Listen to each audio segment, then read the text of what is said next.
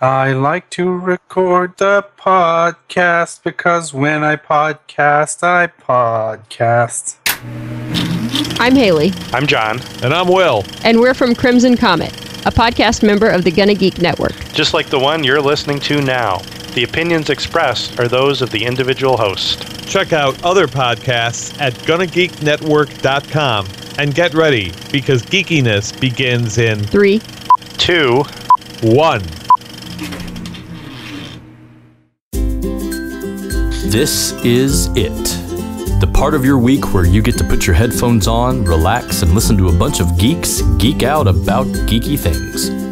They're passionate. I'm an IT guy. You should never delete. Most of the time you delete, you regret deleting. They rage. You guys are being like hypersensitive with your point to be offended. Oh, he deleted his Twitter account. Oh, I'm mad. What? And sometimes they're even funny. Tell your wife that I said hello again and sorry I couldn't be there tonight. That's okay. Your wife says hi too.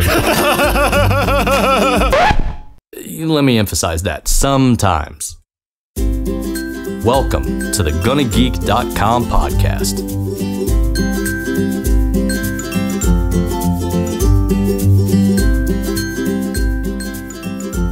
Hello and welcome to episode 123 of the GonnaGeek.com podcast. We are back again with the universe being right because my name is Stephen Jondrew and I am here with the full crew, Stargate Pioneer. Hello, resurrected from the graveyard of tech issues this week. Chris Farrell. So every time I hear our intro, I go, thank goodness we'll never meet anyone's wives on this show. And that last voice that you hear is everything being well and right and just perfect because the French-Canadian sensation JS is back. What's up, JS? Hey, Chris, when you get married, I can say I've actually met your wife. How's that work? Well, the thing is, you're engaged now, right? You should ask her. Well, what's taking you so long, Chris? Come on. Got to put a ring on it. Oh, look at the anger in his face right now. He's just like, that's not anger, that's panic. If you like it, should have put a ring on it. Please don't sing. I won't because we'll get taken down because of the copyright law. It's okay, as long as you say you're part of the Illuminati, you're good. For sure. Well, let's go ahead and move into the news with some legally distinct version of something that sounds a lot like Star Trek.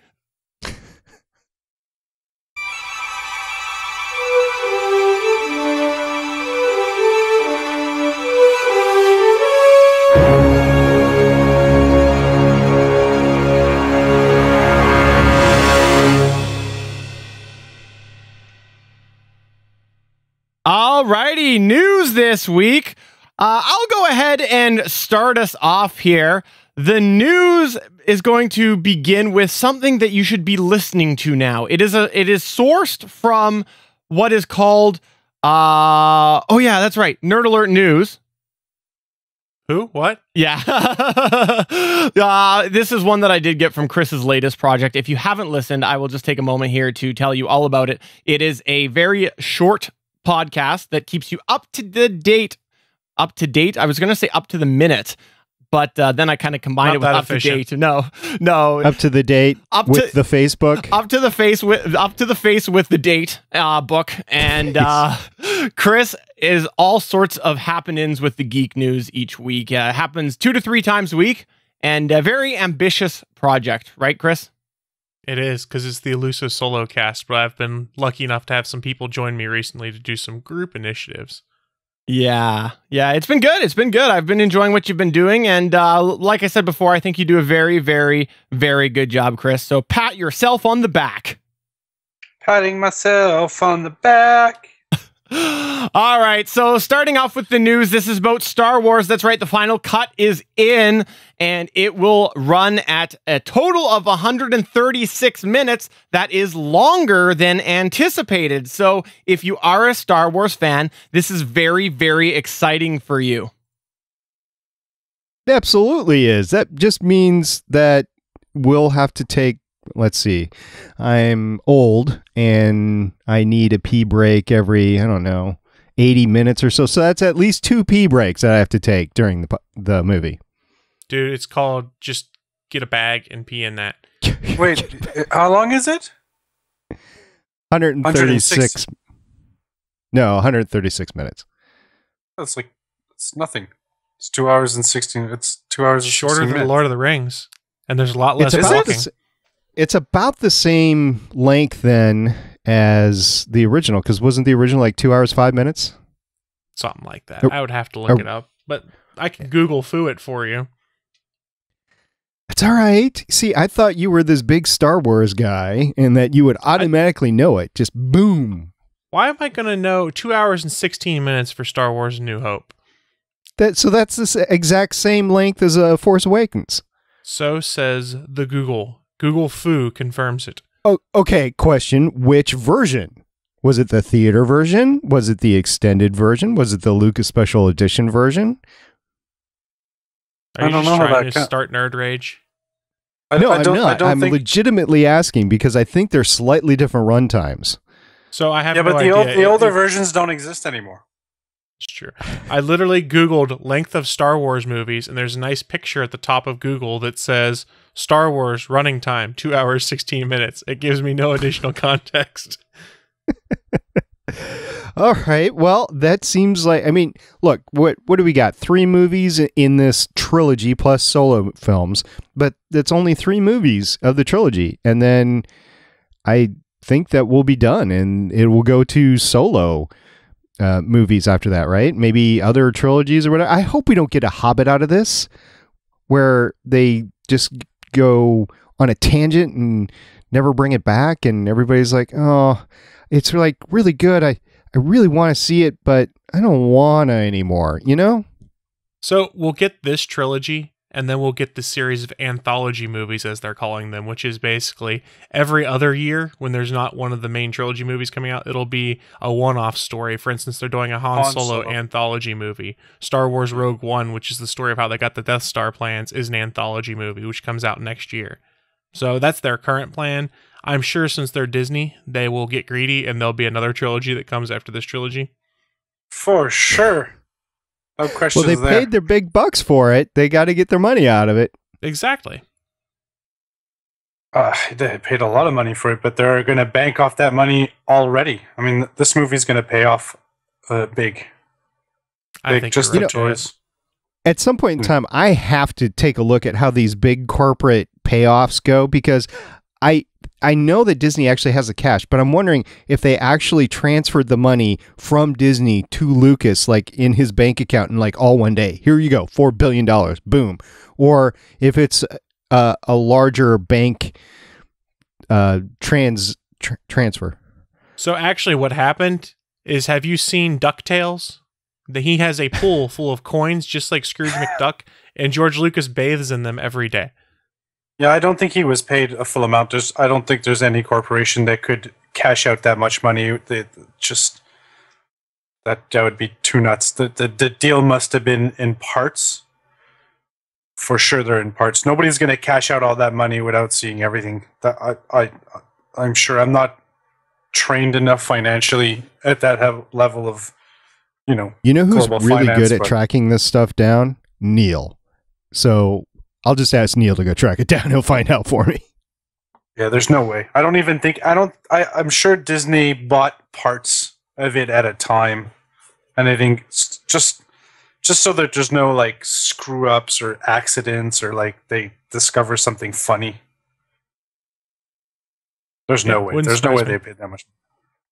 They paid bank. How many installments that's in, I have no clue, but who knows? Yeah. Yeah, and I'm sure the deal is he still gets money.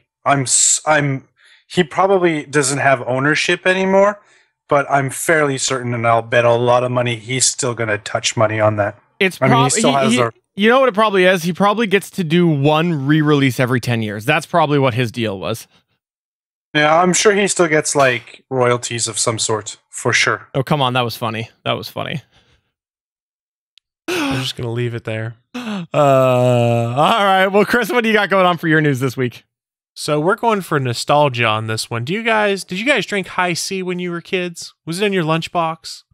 Crash Bang Boom Ba. No, that was Kool-Aid. Oh, so nobody drank. Still got High C though. Okay, so we all know Coca-Cola owns High C, and one of my favorite drinks of all time was Ecto Cooler. It was the Ghostbusters related drink that kind of went away, I want to say around 2011.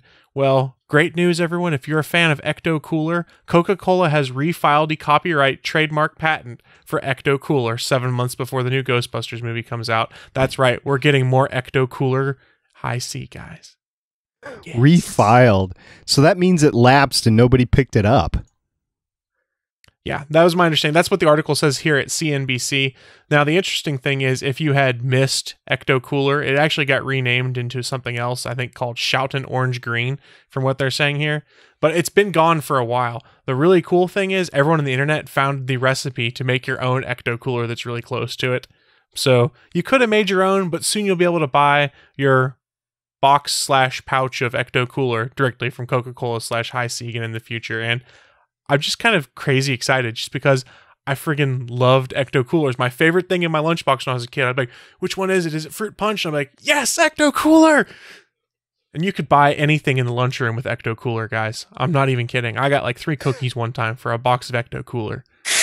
I think we just found your new intro, by the way, Chris. Yes, Ecto Cooler! I like my other one more. I wonder if they're going to put Slimer on the box since he's not he's been not confirmed kind of bull. He might not be in the movie, which would be really horrible. I thought he was confirmed. They said that he might not be in the movie. Obviously, he'll be there.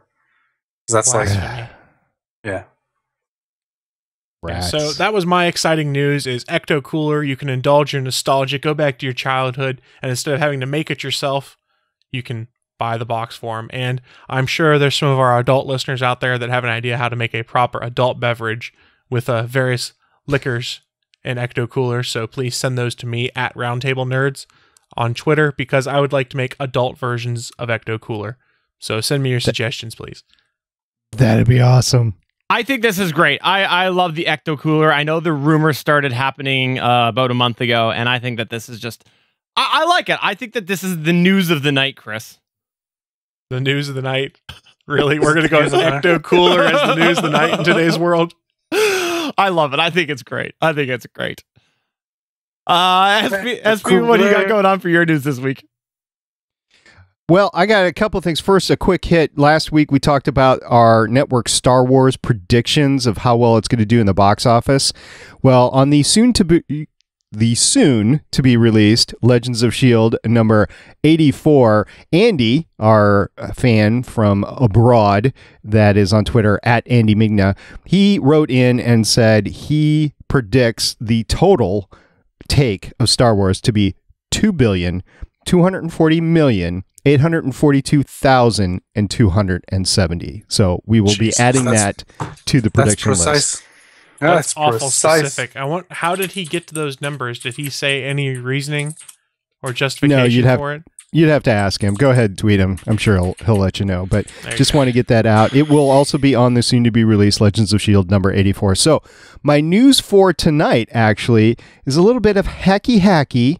Yes, we're talking about a kind of an exclusive that CNN brought up today in the news. And they basically said that because a computer system on a U.S. company might be a protected critical infrastructure information, if these public utilities or transportation companies or whatever, if they're hacked, you will never hear about it because they can keep it secret and there is nothing that they could do. Even inspectors aren't allowed to know, or regulators, or whatever you want to call it, aren't allowed to know. So somebody somewhere knows it. It's classified, but it's not out to the general public. And they say, look, you guys know about all these hacks enough from your credit cards being stolen, whatever. You know the extent of the problem. And we can't give out these hacking informations because it will expose vulnerabilities in computer systems that, quite frankly, won't be replaced for decades. So we have to keep it secret. So you know what's funny is the people who are talking about this clearly have no clue what they're talking about, because people who hack and do this type of activity share the information amongst themselves freely. They have communities, social communities for hackers. Like, do you think the people who really are going to use this or don't already share this information? Sounds like complete rubbish. It's more to save you from the script kiddies and stuff like that. And you hear, oh my God, there's a flaw here. Now I can try and do it and be internet cool because I also hacked into insert utility company name here or whatever. It's the same principle as locks on a door. Locks protect you from honest people, basically. You can't open up the door just by walking up to it. That's what this is here. It protects you from the dumb, lazy hacker who, when they hear about a vulnerability, then goes and exploits it, versus the one who actually goes and hunts it out themselves. Talking about keys, I Googled a bump key. You're going to laugh. Your locks are very secure. Yeah, exactly. It doesn't take much to get in a lock on a door. Nope, not at all. I mean, that was just an analogy, of course, but... Right. For anybody wondering if this is legal or not, it is completely legal. It is based on the 2002 Homeland Security Act, which included a special provision for U.S. companies. Any evidence they submit is considered, quote-unquote, protected critical infrastructure information, or PCII, and kept from public disclosure. So there you go. So can I interject to our last comment about our the predictions? The current projections for Star Wars opening day is $615 million. Opening day or opening weekend? The weekend, sorry, weekend. And is that domestic or worldwide? Worldwide, I think. So worldwide, no. Smash Records. Well, anybody have anything close to that there, SP? Jurassic World has 524. That must be worldwide, because the record is 207 domestic for Jurassic World. Or 206, I can't remember. Yeah, the highest one on the list was Haley with 300 million. Yeah, that's got to be worldwide. Yeah, it is. Yeah, okay. Gotcha. Yeah. Okay. By the way, I have to say, I agree. I think that this is something that Chris hit it on the head. It's helping protect us from the naive people. It's like, you know how you put a locking gas cap on your gas tank? It's exactly what that is there. That helps protect you from the innocent thieves, as I call them. Well, it's also part PR too, I think. This is maybe the cynic in me coming out, but if we don't know about it, then people don't freak out about it and make it an issue. Yeah. That's true. Yeah, it's for the masses that have no knowledge of anything really. That are like, oh, okay, I get it. We shouldn't know about this. Yeah. For sure. Well, does anybody have any other final comments on this or any other news stories before we get to a exciting moment that the French-Canadian sensation has been waiting in anticipation of a long time? No, he has not lost his virginity yet. No, I have not. I've sold I'm sorry, JS. I haven't lost my virginity. I know where I've given it up. All right, well, let's go ahead and move into this special segment. Should we do that? Why not? Do it. Segment.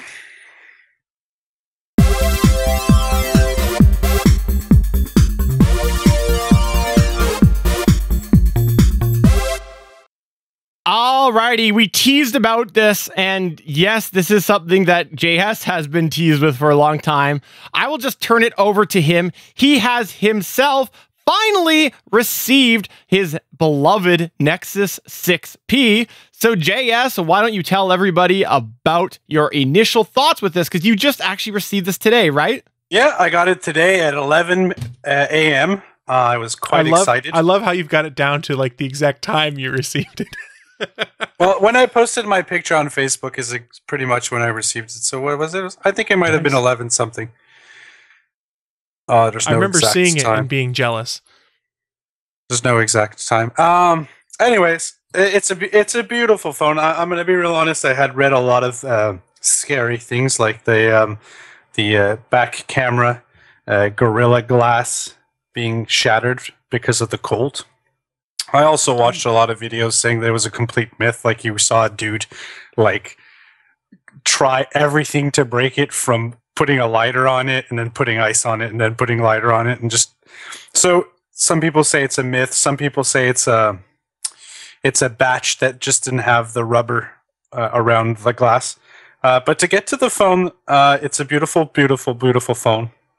Came in a nice packaging, a la, I would say, iPhone. Pretty much the same thing. You open it up, comes with like layers of what you need to do. Disappointed, very disappointed about one thing. So it comes with a one of those high-speed chargers. The charging, or whatever. Yeah, the turbocharger, or they call it the quick charge. So the cable is about a meter, I would say almost a meter long.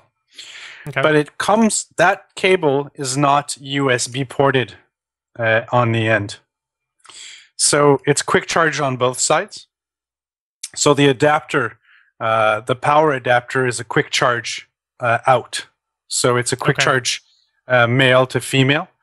It only comes with a USB to quick charge because it's the quick charge, and it's not the iPhone quick charge. I was actually kind of hoping that it was the same as the iPhone quick charge, but it's their own proprietary. I can't say that word in English, but it's whatever. it's the new USB-C standard, isn't it? Oh, I think that's possibly it. Yeah, I think it's the new USB-C, because you've actually seen Google roll that out in their new Chromebook, where the only port used for charging is the USB-C port, and I think Apple did it with the latest MacBook as well. So that's the new trend we're seeing, to get to more of a universal cable. Yep. So I think that's exactly what it is. That's exactly what it is. Sean says so in the chat room too. It's USB-C. So it's USB-C at both ends of the charging cable, the very long cable. It comes with a very short cable, and I'm not joking. It's not even 8 inches long, where it's USB to USB-C. That's really disappointing. I mean, it's not even 8 inches. I think it's like 4.5, maybe 5 at most. It doesn't. I don't understand where you're supposed to plug that, other than getting an extension into the computer cord or something like that. If you need to hook directly into your computer USB port, I get it. But the problem is, when you plug it into the computer, it hangs like this. Like, you can't put it on top of your tower. The cable's not long enough. It's like less than the circumference, or the le rayon. I don't know what's that in English, but take a CD or a Blu-ray, and then from the middle to the end, that's about the size of the cable. so that's a tiny cable. Come on, it's man. It's complete trash. How many times have we heard it's not the size, it's that count? Never mind. I was going to make a bad joke. Anyway, very, very, very, very happy about the fingerprint reader in the back. Super responsive, like really responsive. It's instantaneous. How do you find that? Because I know you've used one that was on an iPhone, which is up front, and everybody was questioning the decision for the back. So how do you like that? The iPhone one is complete trash, complete rubbish. The one, the one on this one, they ask you to put your finger about 5 or 6 times, just to be sure that it takes your fingerprints in multiple angles. So that way, Same really, with the iPhone. Okay. So same with the GS6 too. Anyway, it's fantastic. Couple of complaints. The cable is completely stupid. I'm sorry, guys. If you can't charge me an extra $1 and give me a meter long cable, that's really not. And it might be a packaging thing. I understand it probably doesn't fit in our packaging. I get it. There's costs to everything, but I think the consumer will want to pay. If you're going to give us an extra cable, I mean, there's that. I'm really, really, really, really, really disappointed about the power button being so close to the volume button. It is a pure design flaw, if you ask me. Just today, the amount of time that I wanted to put my volume up, and I just accidentally powered off the phone.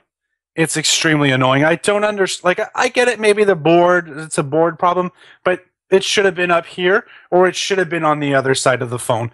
I understand if you don't want to put it on top. That's cool. The other thing that I'm a little bit scared about is it's top heavy. So the camera bulges out. I don't know if you guys know about this, but they actually put a real camera CCD in this. It was supposed to be in a camera, but they put it in the phone, which is really awesome. But it does bulge out. And I mean, when you do put the phone down, that is completely the first part that touches the table. It'll get scratched. Mind you, it's Gorilla Glass. The same thing happened for me with the Galaxy S6, because the camera is kind of a bubble on the back where the lens is. And I found in that case, at least, I actually have a case on my Galaxy S6. I'll hold it up a sec. And with this case on there, it makes it so that the camera lens is actually kind of recessed in a little bit. with my case, so it's not scratching on things. Now, the placement on the Nexus 6 is going to make it a real bear, I think, to protect that lens in the same way. And people have been showing, I mean, the aluminum is really flimsy, so because it's kind of beveled, if you're pressing on the phone while it's on a table, it's been shown to deform the phone. So that's a bit of a flaw. I'm sure. Yeah, so people are making videos of like pressing here and then pressing there and then pressing here and pressing there. And after a couple of presses, he shows the phone like this, and it actually is warped. But those are all things that'll be corrected in the second batch of phones going out, right? I mean, but people had the same concern with the iPhone 6 when it came out with the I don't know, how would you call it? The external bend camera? gate. No, not the bend gate. The external camera was a little the camera bubble, was right? being a little bulged as well. People had You mean the one about that Apple photoshopped out of all their ads so it looked flush? Yeah. This is so minor. I mean, I'm feeling it with my finger as I'm running it over. It's maybe 2 millimeters, probably just 1. Now it's protected in the case, but it's not that much of a protrusion. It's not as much as what JS has. That's for sure. Yeah. So I bought a cheap case just to see what it does, because I did want to see if the cases actually had a protrusion, and they do. And it will. I mean, it does protect it. It's. I guess that's one way of doing it. I've been seeing a lot of also gels. This phone has a specific type of case that's with like some carbon fiber that's been designed to make it less bendy or whatever. I don't know if that's just a gimmick, but it looks good. The other thing that took me by surprise, the contrast on this phone, you don't really see it, but the contrast on this phone is just completely nuts. The contrast is super high. I guess it's good. I mean, we live in a world now where people are very keen, I guess is the right term, on high contrast displays. And this really does have a high contrast display. It doesn't beat the I don't know if it's Sony or LG. They just came out with this true 4K screen. I think somebody was talking about it 2 podcasts ago. It doesn't compare to that, but the contrast is the highest I've personally seen on any mobile device up till now. It's I mean, if you, it's taking me a little bit of time to get used to, and I think I'll enjoy it after a while, but the contrast is really high. The phone is super responsive, super responsive. I'm quite happy with it. I mean, as my first day, I'm completely happy I've purchased this phone. So you mentioned real quick that there was another phone potentially with a 4K screen. I always think those are a waste because you're not going to be able to tell on a little 5-inch screen whether it's 4K or 1080p really, but it's just a battery hog. But I had a question for you based off of something Suncast said in here. How do you like having the fingerprint sensor on the back? How's that working out for you? Is it fairly intuitive just to reach around and tap it? I asked that earlier. Come on, who's stealing my questions? My girlfriend asked me the same thing, and I'll be real honest with you. It is the smartest thing in the world. Check this out, okay? It's in my pocket. I'm unlocking the phone in my pocket. Yeah. Well, okay, I see it. I thought that might be the case because that was my theory when I saw that it was on the back because you'd often wrap your hands around the back of the phone. So I thought it made sense. I'm really glad to see that is how it's looking. I thought it was really weird too, but the way I hold my phone, my finger's almost always on that fingerprint reader. Mm-hmm. Yeah, I can see that. You know what? I would have almost eliminated the power button and just put the fingerprint reader button, but then there's probably people that are afraid that Big Brother is going to have their fingerprint on file and so on and so forth. LG's done something similar, I think. Well, actually, no, they just put the power button on the back of the LG G4, I think it was, but I don't know. So real quick, just a question I had for you. If you had to pick your favorite thing you've learned in this day with it and your least favorite thing, having one day time with it, what would that be? The power button being like so close to the volume button is going to it's going to bug me. It really is. I mean, and it's like the button isn't really like they put. I don't know if you can see on the resolution. They put some type of tactile difference on the buttons, but I mean, textured. when you're going quick, when you're going quick. I've hit it too many times. I have already today. And the fingerprint reader, I'm going to be honest, is something I'm super happy super happy with. I'm fed up of typing my code. I swear. I turn on my phone so much. There's another option that I think is really, really cool too. When you have you know how on an Android phone you see all of your I guess messages or notifications on the screen. Sure. The screen, if you get a notification while you're not powered on, the screen goes monochrome. Okay, monochrome and very, very, very dark. So I guess it's a battery. Is it an OLED screen in that one, and that's how they're able to do that? Because it only just has to light certain pixels on it. I'm not sure. So I'll be real honest with you. I've done about 20 to 30 minutes research before the podcast. I'm trying to figure out if it's an OLED screen. From my experience of what I'm seeing as a screen, I would assume yes, it is. But I can't find the information. But just by the clarity of the screen, the contrast of the screen, and it being able to do that monochrome thing, and a couple of other options that you see, the sharpness is just off the hook. I'm assuming it is, but I'm unable to find that information. On all the specs that I found, it gives you the resolution and so on and so forth, but it doesn't say. Sean's in the chat room, and he said it's an AMOLED screen, so Super AMOLED, so it's able to light just specific pixels. It's similar to what's in the GS6, I bet, which is what I've got. But I will say, you touched on something that I've thought was a really good thing. The fingerprint in these phones, it's like life-changing for you. You're so used to putting in your PIN and things like that. Like, I love the fact I pull out my phone, I just set my thumb on the home button for a second, and it logs me in. I don't have to sit there and be like, what was my 4-digit PIN? Well, I obviously know it, of course, but unless I'm turning my phone on for the very first time, or it's off and I'm turning it on, then I have to enter the code once, and then I can use the fingerprint. But yeah, it's great. With Android, you can use the fingerprint the entire time, whether you've reloaded recently or it's been 10 days since you last rebooted your phone. And I'll give Apple credit. The first people to do it was actually Motorola and the Atrix 4G, and it was a swipe sensor, not very good. But the concept is sound, and Apple executed it the best on a cell phone, and then everyone else was playing catch-up. And I think it works well across all the devices. My iPad has the fingerprint scanner on it, so I use that all the time. It's just super convenient, so I really enjoy it. Now, privacy concerns aside, I super enjoy it. Oh, come on. You've got Facebook. There's no privacy. Well, I mean, and I don't know if the iPhone does this, but you can add extra fingers. I don't know if that option's available on. Yeah, you can do that on the iPhone as well. Really cool option that I've just discovered less than 45 minutes ago by purchasing an app. You don't have to put in your Google Play account anymore. You can use your fingerprint read, and I don't know if iPhone does that. They do with some. Yep. And the other thing I'll bring up, if you start using something like Android Pay in a lot of places now, you'll actually use your fingerprint to authenticate your purchases instead of having to put in your Google Play PIN. The Apple does the same thing with Apple Pay. It's just super convenient, and I've enjoyed the simplicity to it. I don't know if I can do Google Pay on this phone yet. You're in Canada, of course you can't. Yeah. That whole, it's very, very, very limited in Canada. I know TD Canada Trust, my bank, what, are you trying to get a free checking account by name dropping them, or what? No, I'll get my free iPad.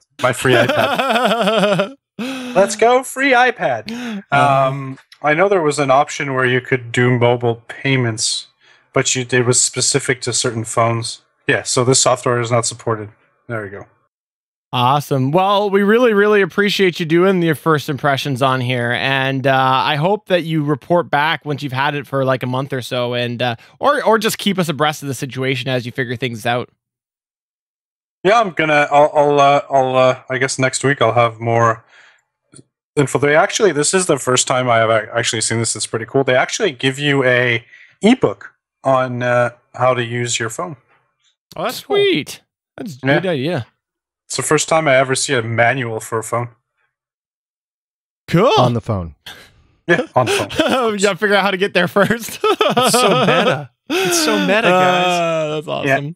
Yeah. All right. Well, that's going to take us towards the end of the episode. So as usual, I will go around the table here and give everybody a chance to comment inappropriately about my mother. Chris, would you like to start first? I stopped making mom jokes, so I would not like to do that. But I would like to direct everyone to go on over to GonnaGeekNetwork.com. Check out all of the great podcasts that are part of the Gonna Geek Network. We've got something for pretty much all your tastes. Awesome. I will barge in here before SP and steal what he was going to say. SP and I are pleased to say that the thing that I would like to plug is that Better Podcasting is now officially part of the Gonna Geek Network. We got accepted last week. So yay! We are part of the Gonna Geek Network now. It's so nice to know that I am part of my own website. SP, you got anything you want to plug? Yes. So this week is the big Flash Arrow crossover. It's a true 1-2 episode. It's not 2 separate episodes. And we are crossing over between Starling Tribune and Crimson Comet. So go watch the shows and then check out the podcast later on. We'll be doing Starling Tribune live as normal on Blab, 9 o'clock Eastern on Thursday night. You could find it at geeks.live. And Crimson Comet, I guess you just have to wait for it to come out. Chris will be the representative from Starling Tribune going over to Crimson Comet, and Lobster will be coming over to Starling Tribune. So have fun listening to those podcasts if you're fans of either show. Awesome. And JS, you got anything? I don't. Awesome. So, for episode 123 of the GonnaGeek.com podcast, I'm Stephen John Drew. I'm Stargate Pioneer. I'm a computer. And I'm the French-Canadian sensation. Bye!